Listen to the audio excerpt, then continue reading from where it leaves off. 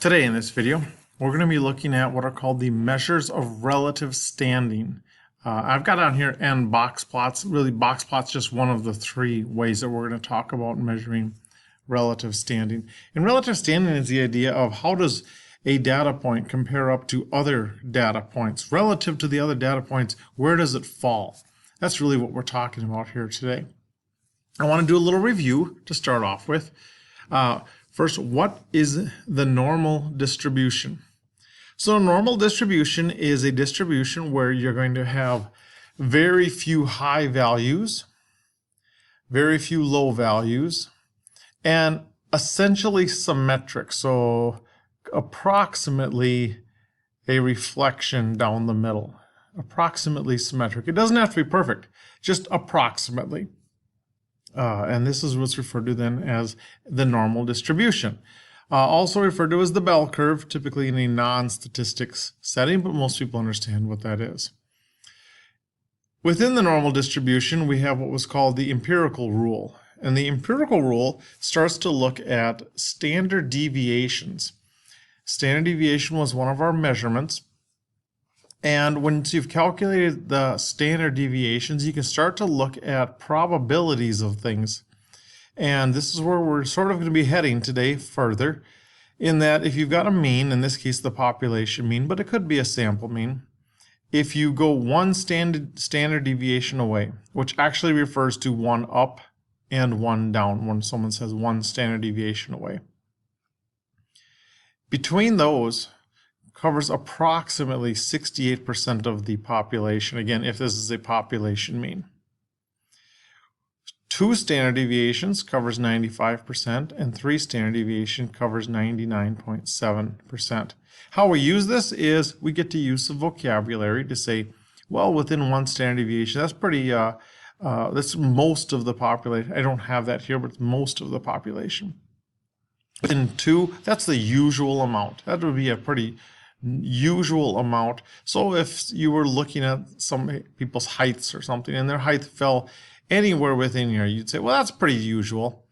Once you get beyond two standard deviations, again, let's say we're talking about height, or like in this case over here, birth weight. Well, that's getting to be kind of unusual. And you can start to throw that vocabulary out. More than three is considered rare.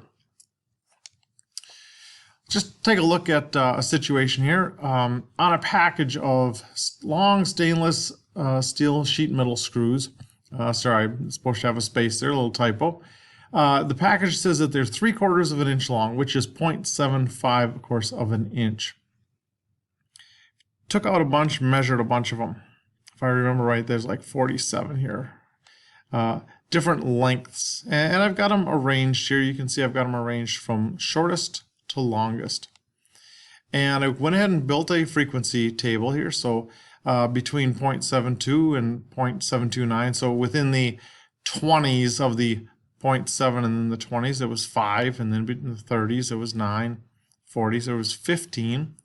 50s, it was 22. Which notice this is the biggest number. And the claim here is 0.75, which is where that falls, even though this is actually right on an edge, is really what it is. And then the 60s, there was 21 of them. Well, from this, I can go ahead and make a distribution. You might argue, well, maybe it's not a normal distribution. Maybe you'd want to say, well, that's not a normal distribution. And I think you've got some legs to stand on there if you were to argue that. But I treated it like it was. And I went ahead and calculated the standard deviation. Standard deviation ended up being 0.02 with a mean of 73 hundredths of an inch, or 0.73 of an inch. Well, from that, then we can talk about, well, where do most of them fall? What's the usual length? How much would be unusually short? If we were talking unusually short, I wouldn't worry about the adding 3 standard deviations. I would only be interested in the subtracting 3 standard deviations. So 3 times that is going to be 0.06. So if I subtracted 0.06 from this, then I would say anything shorter than that is unusually short, at least with this set of data. And this, of course, is a sample. This is not the population. It was just a sample taken. Something that's going to come up later this year, though, is some of you might have already noticed. You might have noticed that in my sample, the mean was only 0.73. It was less than 3/4 of an inch. Later this year, we're going to be looking at claims and whether or not a claim is true or not. And we're going to be using what's called a hypothesis test. So here's a claim. The claim on the package said they were 3/4 of an inch long. Someone might form a hypothesis that says something to the effect of, I don't think the average is 3/4. I think that the average is less than 3/4. Well, we'll go through a mathematical process called hypothesis testing to test your hypothesis against the claim. So I will probably use this example again when we get to that point. I'm not going into that today, but I want to point out that that is a big chunk of where this class is going, is testing claims. Some statistics were gathered, they made a claim, someone else might come along and test that claim. So we'll be getting there eventually. Here's a sample of 40 U.S. women's height. I found this picture here on the internet from Women's Health. I thought this was actually kind of interesting. It's different countries. I don't know if you can make the flags out here. Here's the United States right there. Showing the different countries, and if you look close, you can, that's Netherlands. They seem to have the tallest women there. And then we've got Iceland and Russia and the United States and China. That one actually surprised me, which I suppose is quite frankly, probably racist on my part, because of, you just don't think of it that way. But they came in actually right after the United States. I do not know what the year was. I'm thinking this was 1995 from this tag, but I do not know for sure. Anyways, you can do surveys. This particular one was of just women, and it was a sampling. Okay, it wasn't, of course, all the women. It was just a sampling, and I do not know when this sample was taken. This was out of a statistics textbook, but the mean ended up being 63.14, which actually is really close to what this one would be. Remember, 5 feet would be 60 inches, so this is actually really close to what this particular study says it was. Well, from that we can calculate a standard deviation, and you can start to talk about the most again and the usual again. So the usual height in the United States would be anywhere between 48.14 inches all the way up to 78.14 inches by just adding 7.5 inches twice or subtracting 7.5 inches twice. I can start to describe that stuff. We could also then, of course, discuss maybe somebody's really, really short and maybe that's unusual, or really, really tall and maybe that's unusual.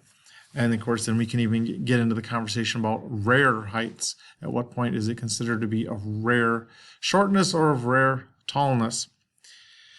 Well, I'm taking this at a little bit of a turn at this point, because when we've been talking about standard deviations, we've just been looking at, how many out, either to the left or to the right, or combinations using the terms most, usual, unusual, rare. And where we're going to take this today is someplace new in what's called the standard normal distribution. It's only one word different, and it kind of means the same stuff, but at the same time, how we use it is much different. This is referred to as the normal distribution. With a normal distribution, your mean is going to be a number that's an average of something, and you'll calculate your standard deviations from there. The normal distribution, the mean, is considered to be 0. And then we're just describing how many standard deviations are away from there. The purpose of this is when we discuss things in terms of the standard normal distribution, we're typically looking at probabilities. What's the probability of someone being, right here? Or what's the probability of someone being right, say, here? When we use the standard normal distribution, that's usually the context is probability. Where in the context of the normal distribution, probability is not usually the conversation. It's, well, what data point would be 1 standard deviation away or 2 standard deviations? What would be the most? What would be the usual? What would be the unusual? And so on and so forth. So we're going to be switching gears here a little bit. Notice that I could overlay this normal distribution. I mean, let's use bell curve for a second. I can overlay this bell curve right on top of that bell curve. And that's the idea, that we take this and it's called normalize. We switch it over to being information like here, this. And I'll show you how we do that in just a minute here. So that when we get to this kind of look at it, we can say, well, we can talk probabilities. So for example, 70.64 would be sitting right here at 1. At 1, well, 1 is half of the 68. That's both of these. So I could say, what's the probability of being right here?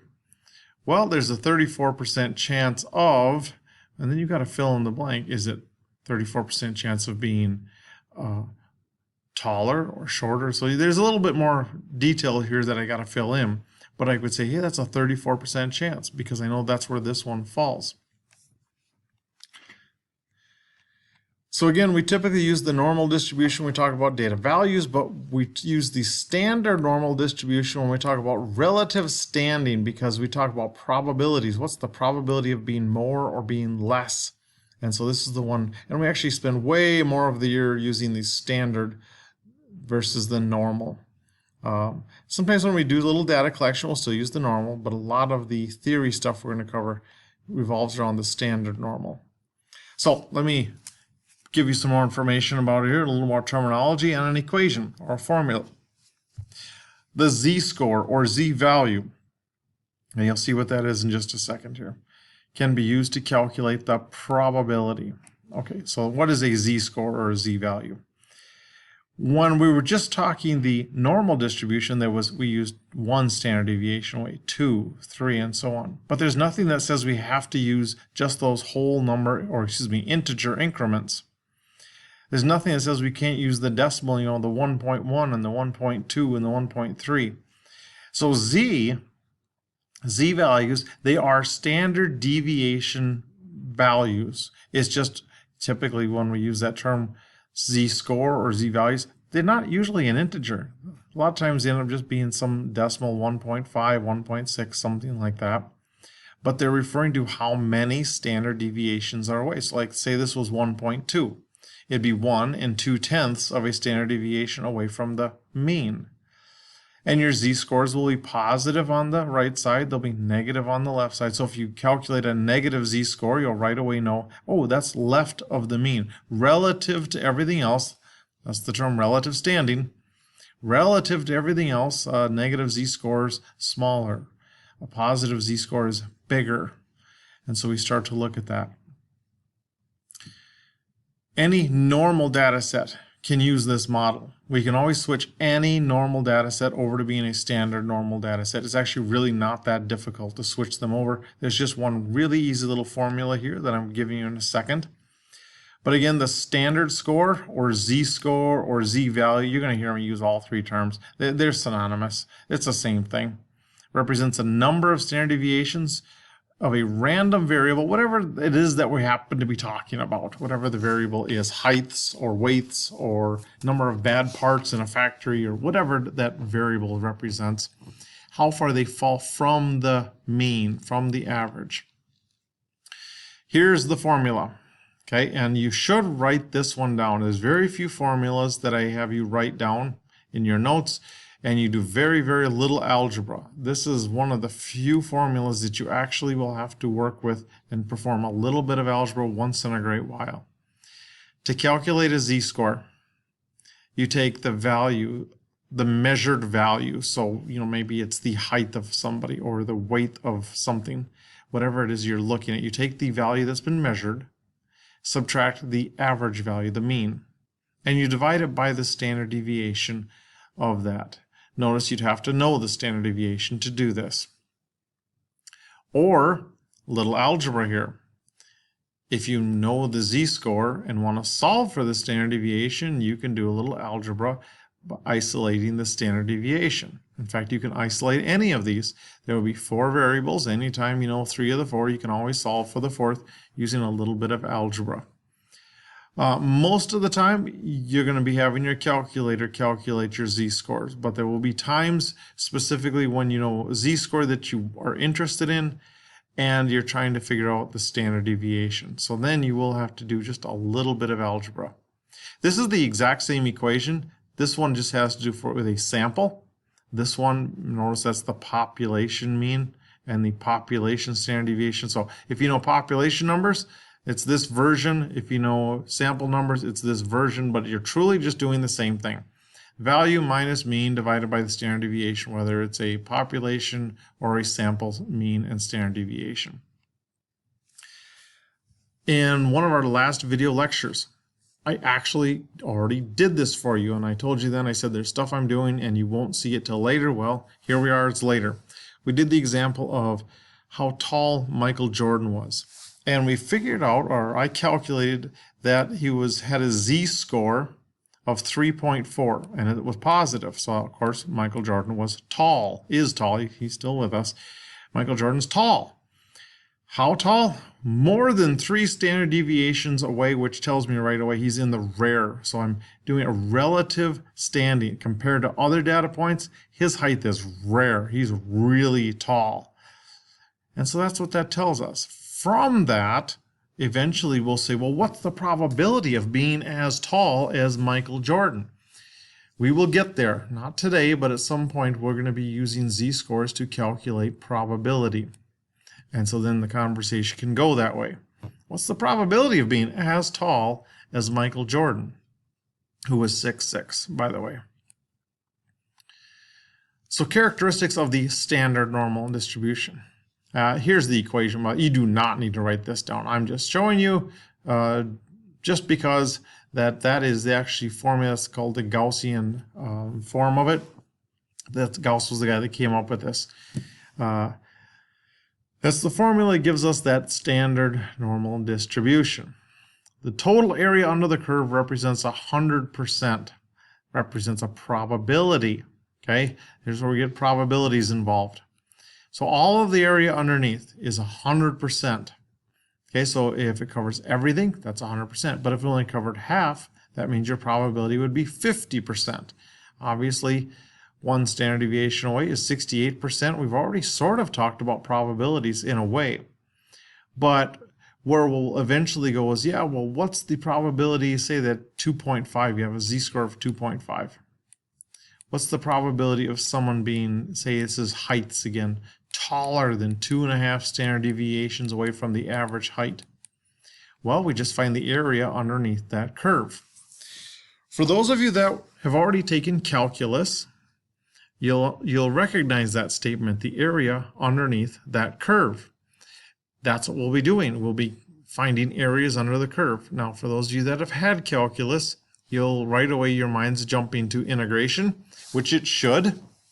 But I will tell you, those that have not had it and don't have a clue what I'm talking about, that we will not be doing this by hand. Our calculators will be calculating the area under the curve for us. We just have to know that the area under the curve represents a probability. So we'll be letting the machine do a lot of that work. Some other characteristics, almost all of the area, 99.7% of it is between -3 and +3 for z-scores.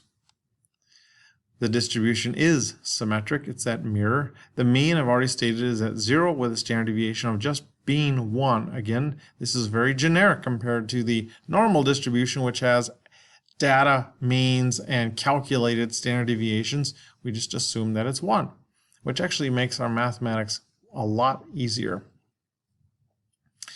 Some common terms you already know: more than or up to 2 is considered ordinary, more than 2 is considered unusual, more than 3 away would be considered rare.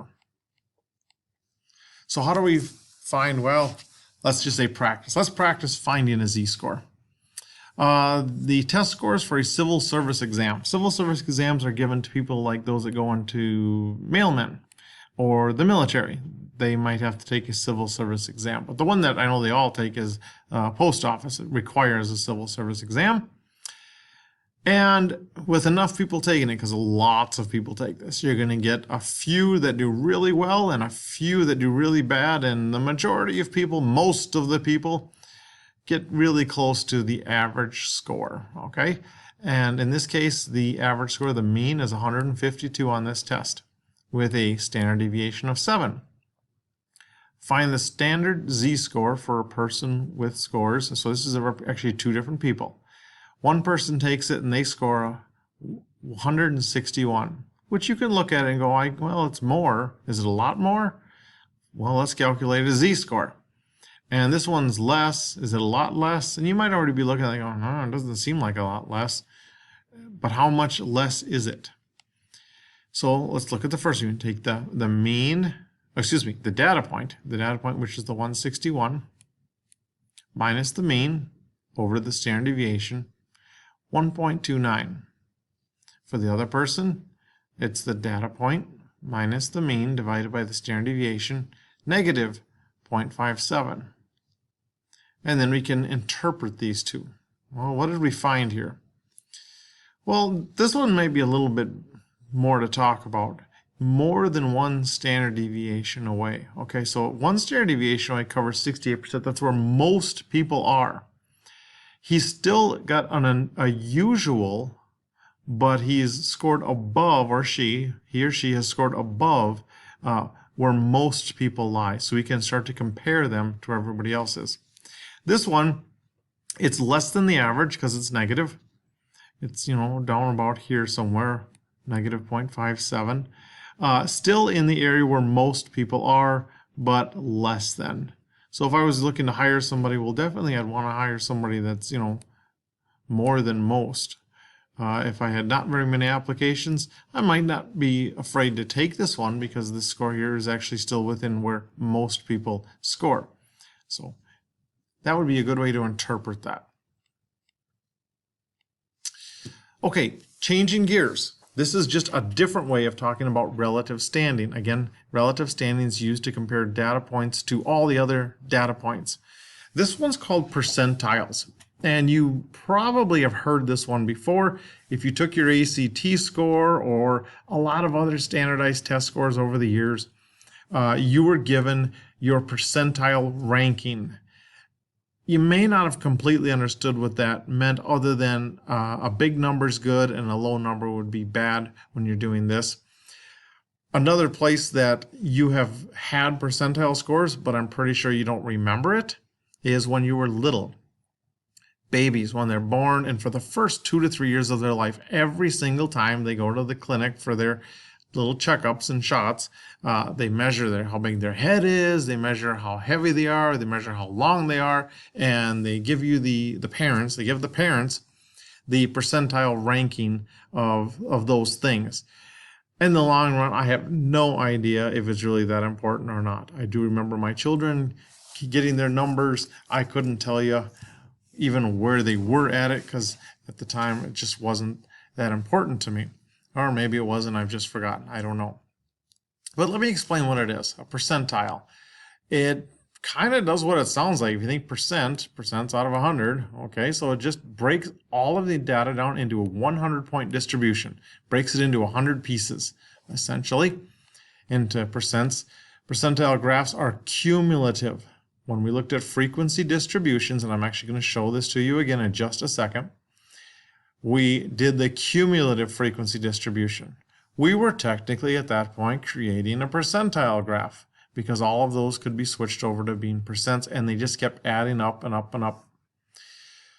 So when looking at a graph, they show you, this is important to know, what percentage is below. What percentage is below? Keep that in mind. That's very important when you're talking about percentile graphs. So you take a look at this one. This is the composites. This is actual ACT exam scores, 2014, 2012 to 2014. Okay, and here's your composite percentile scores. What does that mean, 99? And why doesn't it go to the 100th percentile? It cannot go to the 100th percentile because if you think about it, if it represents how much is below, some kid somewhere in the United States got the best score that year or in a year on the ACT score. But even though he had the best they can do is 99%. 99% percentile, because it represents everything below. If that student, if that, she or he, whatever, had the best score, they can't do better than themselves. They can only do better than everyone that was below them. Well, the everyone below them can't be more than 99%. So that's the most they can be, because there is no 100th percentile when you talk about percentile ranking. So that's kind of a strange thing. Here's the cumulative. I already mentioned this. When we did frequency distributions, we took and we divided to get our, we took our cumulative frequencies divided by how many there are, and of course we just kept adding them, and of course they added up to 100%. But what that meant was like here, because we were adding them, this was a percentile ranking. This was in the 79.3 percentile, which means 79.3% of the data lies below it, is what's really going on there. So you've actually already done this stuff. It's just now there's some vocabulary to go with it. Let's look at calculating the percentile value. This is one of those things as your stats teacher that I kind of explain it, and I give you, the book draws out this theoretical thing on how to do it, and I do show that to you here in just a minute. But it's one of those, it's way easier to understand when we actually do it. So if this is confusing, just hold on till I do an example. I think it'll make more sense at that point. But the way to calculate it theoretically is this. You take the percentile of the value x. How do you get that? Well, you take the number of values less than it divided by the total number of values, which of course this is going to be a decimal.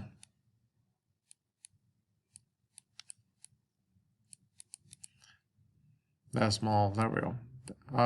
There, missed the I, there we go. Woofta, I should stop trying to spell. And then of course you switch it over to a percent by just multiplying by a percent. Here's an example. There's going to be 20 ages of men who participated in a health study. Find the percentile of 20-year-olds. Okay, so that's anything under 20. Or percentiles are always less than. Okay, so you look through the list, you're looking, trying to find anything less than 20. Oh, there's one. Okay, that's less than 20. And you keep on looking here. We're not including the 20 because it's got to be less than it. There's another one. Okay, so I've got two of them here. So I need to find the less than, which of course is those two. Well, there's only 2 out of the 20, which is 0.2, which gives you 10%. Okay, so they're in the 10th percentile.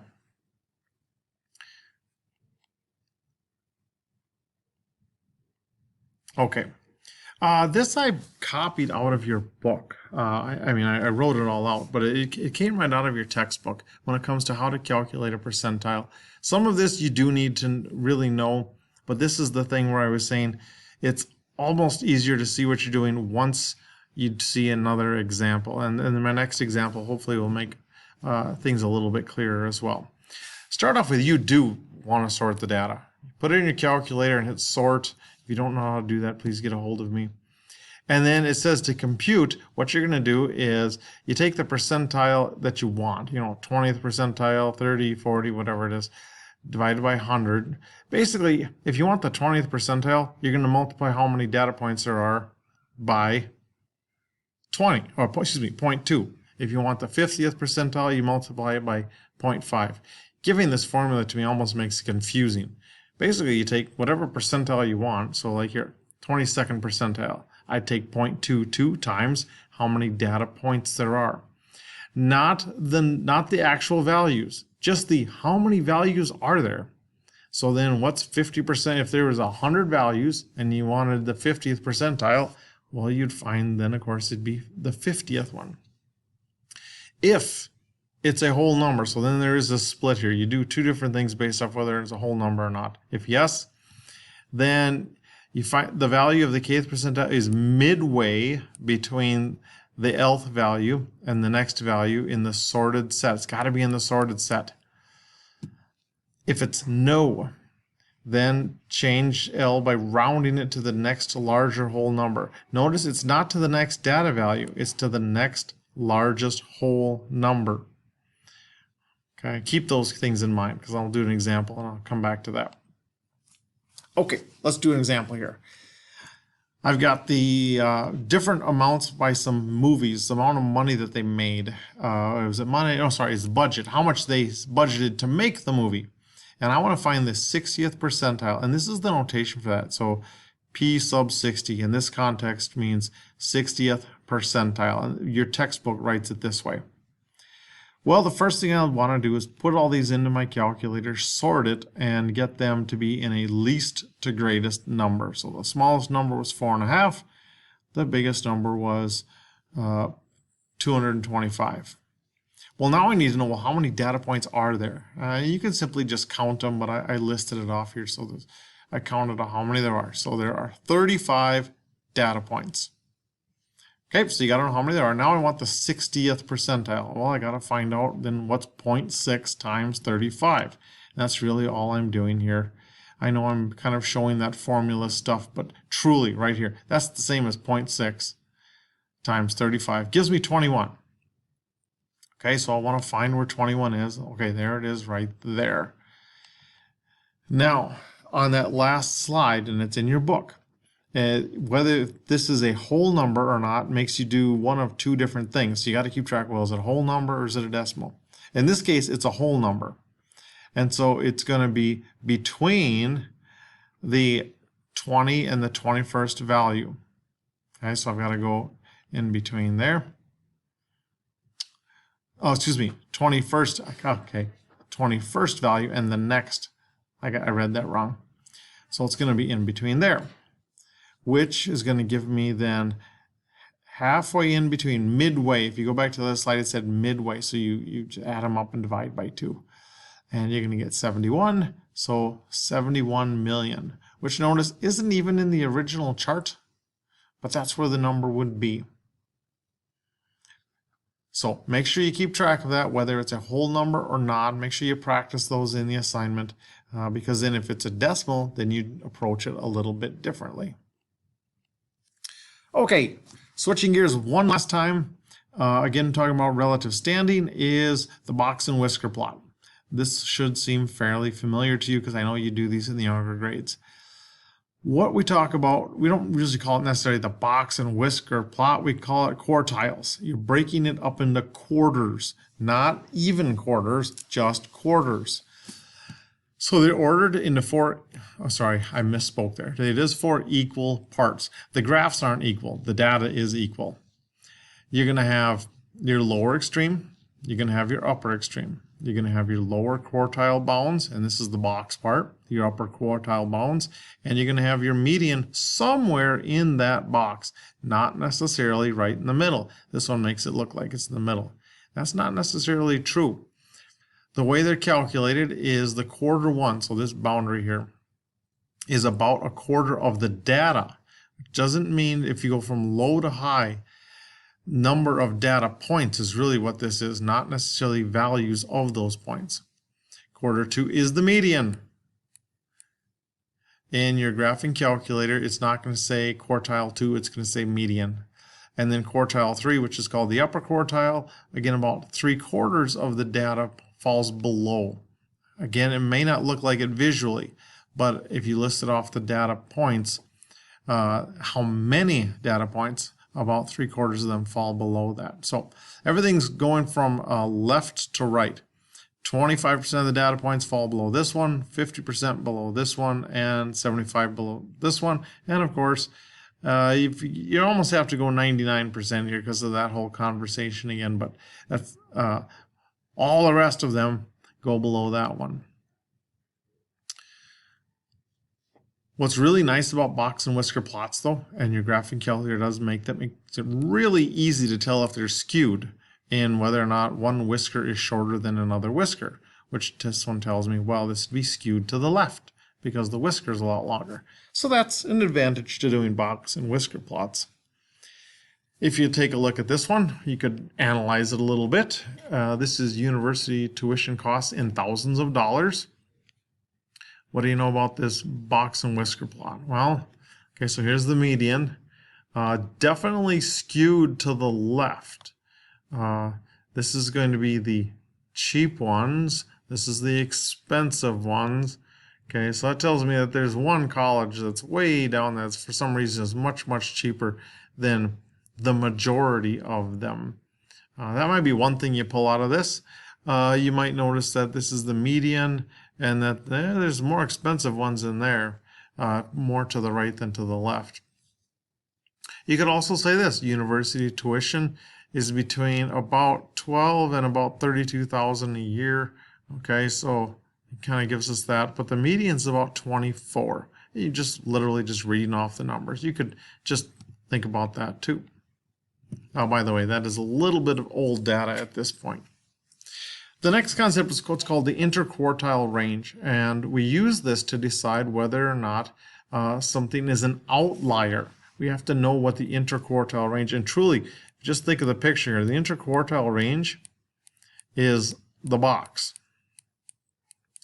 And it's okay, how far to the left and how far to the right does the box go? That's all it is. So if you know the upper quartile, quartile 3, and the lower, quartile 1, you just subtract. Remember, quartile 2 is always the median. You just subtract the difference, and that's the term range. Range is high to low. So it's pretty straightforward to do.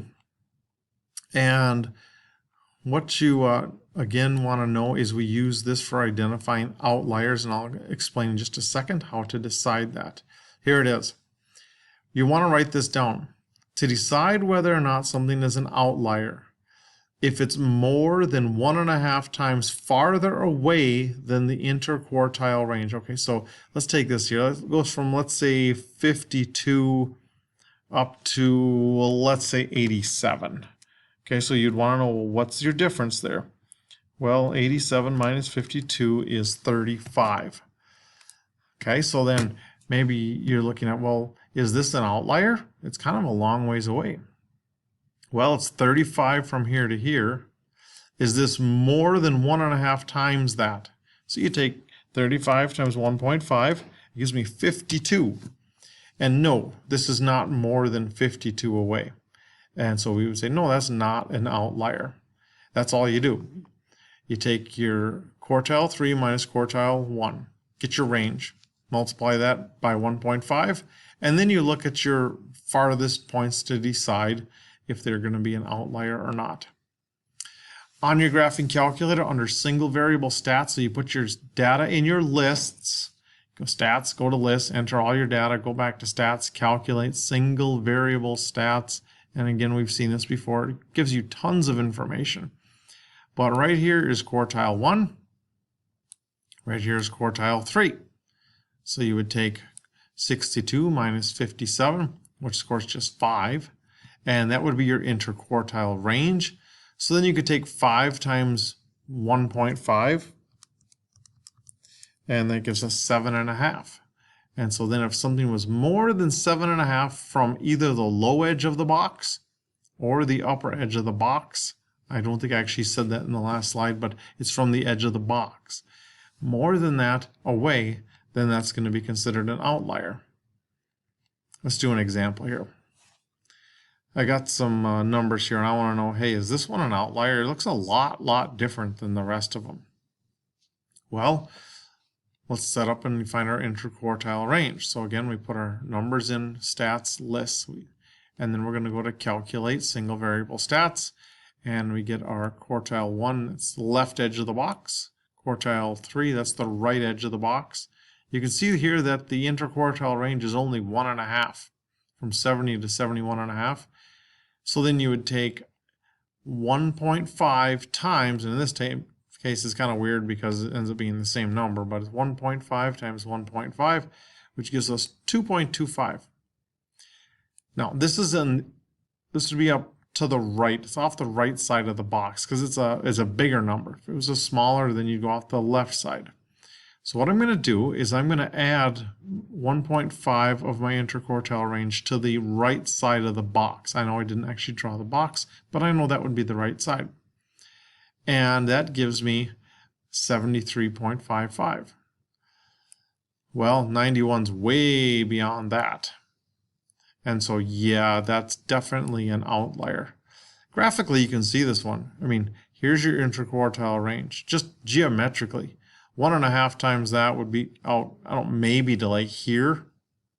Well, that's way, way, way, way more than 1.5 times out. So you can approximate this just visually, just looking at it, whether it's going to be an outlier or not. It's important to know whether things are outliers because remember, outliers change the mean by quite a bit. So if you're doing an analysis and you have something that you think is an outlier, we normally throw them out. We don't include them. But it's not your opinion as to whether or not it's an outlier. You use this process right here to decide if, no, you maybe do it an approximation graphically because that's easy to do. But you still want to do it by analyzing, not just by taking an educated guess. Sometimes you'll be asked to do the 5-number system. The 5-number system is the minimum, left side of the box, median, which of course is quartile 1, right side of the box, maximum. All of that is given to you in the single variable stats. All 5 points are there. If you have data, put it in your list. Under single variable stats, you can get it all. And of course, if this is not one of the 5, but if they ask for the interquartile range, it's just quartile 3 minus quartile 1. Comparing box plots. Sometimes by comparing, it gives you some ideas, maybe just things to discuss. It may or may not be true. It might just be speculation. Like in this case, the following are box plots resulting from a study of 390, 130 in each class of BMW owners. So we got 3 classes of BMW cars here. The 3 Series, the 5 Series, and the 7 Series. That's what they call them. It's their models. Kind of like Chevy has the Impala. That Impala is a model. 3 Series is a model. 5 Series is a model. 7 Series is a model. Just looking at this, you can probably figure out something about those cars. If I ask you, well, which one do you think is the cheapest? Which one do you think is the most expensive? And again, these are the ages when people purchased them. This doesn't give you prices. It's just the ages that they bought. Again, this might be speculation, but you probably would guess that, well, the 7 is probably more expensive because people aren't buying that until they get later in life. You know, they're in their 40s here on the left side of the interquartile range. Over here, they were starting in their late 20s. But then by their early 40s, they kind of stopped buying these. And probably what's going on is they're trading up to one of the other series. Is probably what you're seeing here. So yeah, the BMW 7 Series is the more expensive one, which you could probably guess just by looking at the box plots. All right, here are some problems for you to take a look at. Make sure you practice these. You're getting into the math part now. The practice really starts to become important. On come test time, I do not help people with calculator problems. That's stuff to be figured out prior to test time. So start practicing those. Have a good day.